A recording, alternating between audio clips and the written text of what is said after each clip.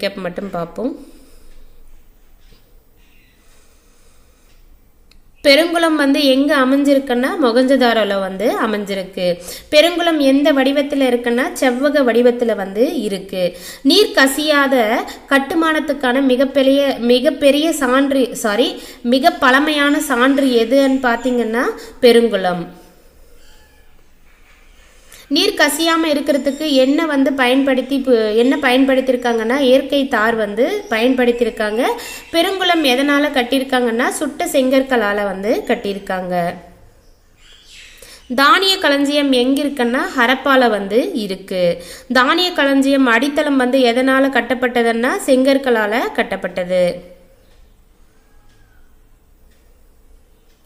செங்கற்களால் கட்டப்பட்ட சுவர்களை கொண்ட தானிய களஞ்சியம் எந்த மாநிலத்தில் வந்து கண்டுபிடிச்சிருக்காங்கன்னா ஹரியானா மாநிலத்தில் உள்ள ராகி கற்கியில் வந்து கண்டுபிடிச்சிருக்காங்க. முதிர்ச்சி அடைந்த ஹரப்பா காலத்தை சார்ந்தது எதுன்னா தானிய களஞ்சியம். ஸோ ஹரியானா மாநிலத்தில் ராகி கற்கியில் கண்டுபிடிக்கப்பட்டது வந்து பார்த்தீங்கன்னா முதிர்ச்சி அடைந்த ஹரப்பா காலத்தை சார்ந்தது. மிக பெரும் பொது கட்டிடம் கூட்ட அரங்கு வந்து எங்கே காணப்பட்டதுன்னா மொகஞ்சதாரோவில் வந்து காணப்பட்டது. அது எத்தனை தூண்களை கொண்டதுன்னா 20 தூண்கள் 4 வரிசையில் கொண்ட பரந்து விரிந்த கூடம்.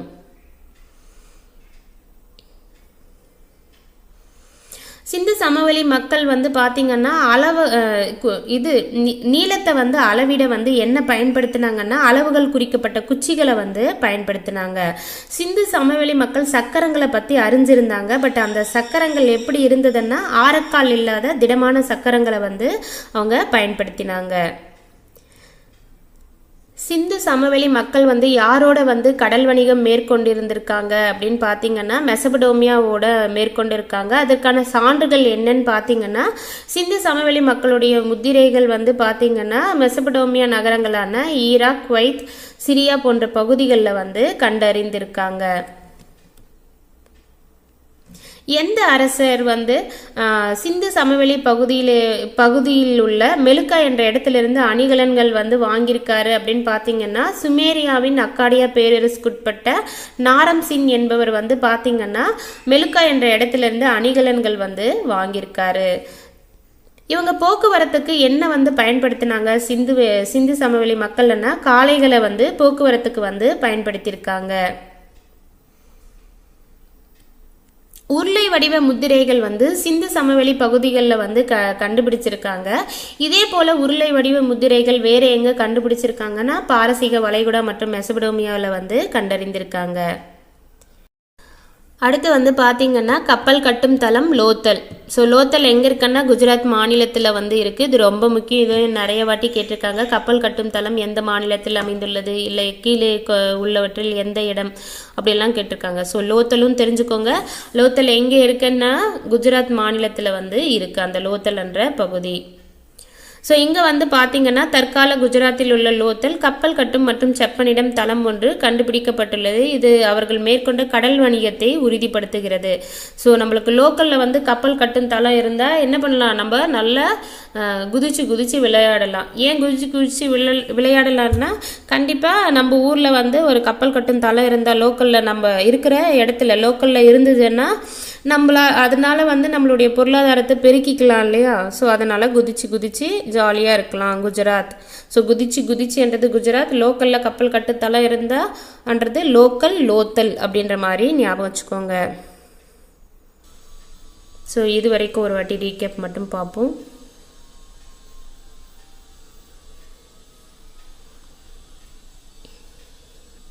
கப்பல் கட்டும் தளம் எங்கே இருக்குது, லோத்தல்ல வந்து இருக்குது. கப்பல் கட்டும் தளம் லோத்தல் எந்த மாநிலம்னா குஜராத். லோத்தல் வந்து எந்த ஆற்றங்கரையில் அமைஞ்சிருக்குன்னா குஜராத்தில் சபர்மதி ஆற்றின் துணை ஆற்றின் கரையில் வந்து அமைஞ்சிருக்கு. சபர்மதி ஆற்றினுடைய துணை ஆற்றின் கரையில் வந்து லோத்தல் வந்து அமைஞ்சிருக்கு. ஒரு ஆண் சிலை வந்து எங்கே வந்து கண்டுபிடிச்சாங்க அப்படின்னு பார்த்தீங்கன்னா மொகஞ்சதாரோவில் வந்து கண்டுபிடிச்சாங்க. தந்தத்தால் ஆன அளவுகோல் வந்து ஒன்று கண்டுபிடிச்சாங்க. எங்கன்னு பார்த்தீங்கன்னா குஜராத் லோத்தலில் வந்து கண்டுபிடிச்சாங்க. அது எத்தனை மில்லிமீட்டர் வரை சிறிய அளவீடுகளை கொண்டிருந்ததுன்னா 1704 வரை சிறிய அளவீடுகளை கொண்டுள்ளது. மனிதர்களால் முதல்ல கண்டுபிடிக்கப்பட்ட மற்றும் பயன்படுத்தப்பட்ட உலோகம் எதுன்னா செம்பு.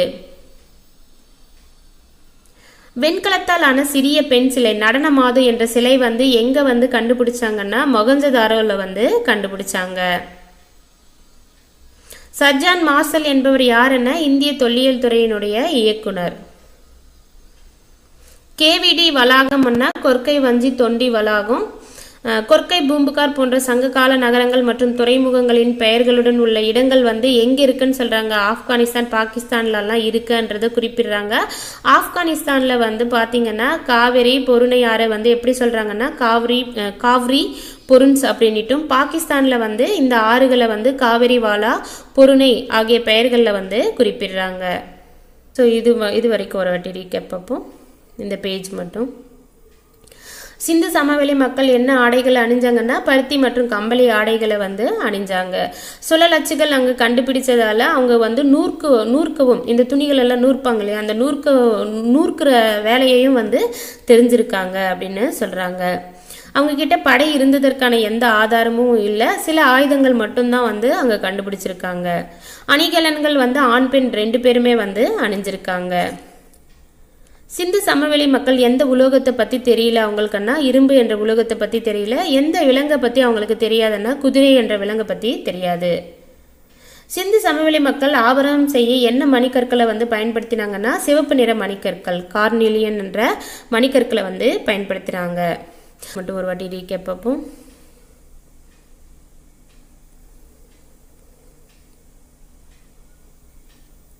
சிந்து சமவெளி மக்களுடைய முதன்மையான தொழில் என்னன்னா, முதன்மையான தொழில் பற்றி எதுவும் தெரியல. இருந்தாலும் அவங்க வேளாண்மை, கைவினை பொருட்கள் செய்தல், பானை வனைதல், அணிகலன்கள் செய்தல் போன்றவற்றில் வந்து ஈடுபட்டிருக்காங்க.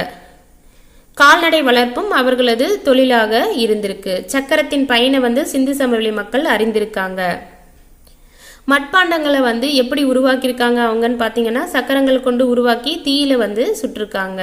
அவங்களுடைய மட்பாண்டங்கள் என்ன நிறத்தில் இருந்ததுன்னா சிவப்பு வண்ணத்தில் இருந்தது. அதில் கருப்பு வண்ணத்தில் அழகிய வேலைப்பாடுகள் வந்து செஞ்சிருந்தாங்க. உடைந்த அகழ்வாய்வில் வந்து கிடைத்த உடைந்த பானை துண்டுகளில் வந்து பார்த்தீங்கன்னா விலங்கினுடைய உருவங்களும் வடிவமைப்புகளும் காணப்படுகின்றன. சிந்து சமவெளி மக்களிடையே தாய் தெய்வ வழிபாடு இருந்திருக்கலாம் என தெரிகிறது. ஸோ கண்டிப்பாக சொல்லலை, இருந்திருக்கலாம் அப்படின்ட்டு தெரியுதுன்றதை சொல்லியிருக்காங்க. தாய் தெய்வ வழிபாடு.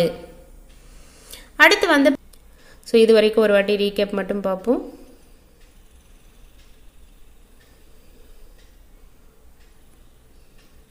ஹரப்பா நாகரிகம் சரிய தொடங்கியது எந்த வருஷம் அப்படின்னு பார்த்தீங்கன்னா 1900. முதல் எழுத்து வடிவம் யாரால் உருவாக்கப்பட்டதுன்னா சுமேரியர்களால் உருவாக்கப்பட்டது. உலக பாரம்பரிய தலமாக யுனெஸ்கோ வந்து எங்க ஆராய்ச்சி நடைபெற இடத்தை வந்து தேர்ந்தெடுத்து அறிவிச்சாங்கன்னா மொகஞ்சதாரோ. உலகின் மிக பழமையான நாகரிகங்களில் ஒன்று சிந்து சமவெளி நாகரிகம். பழமையான 4 நாகரிகங்களில் பெரிய பரப்பளவு கொண்டது எந்த நாகரிகம்னா சிந்து சமவெளி நாகரிகம்.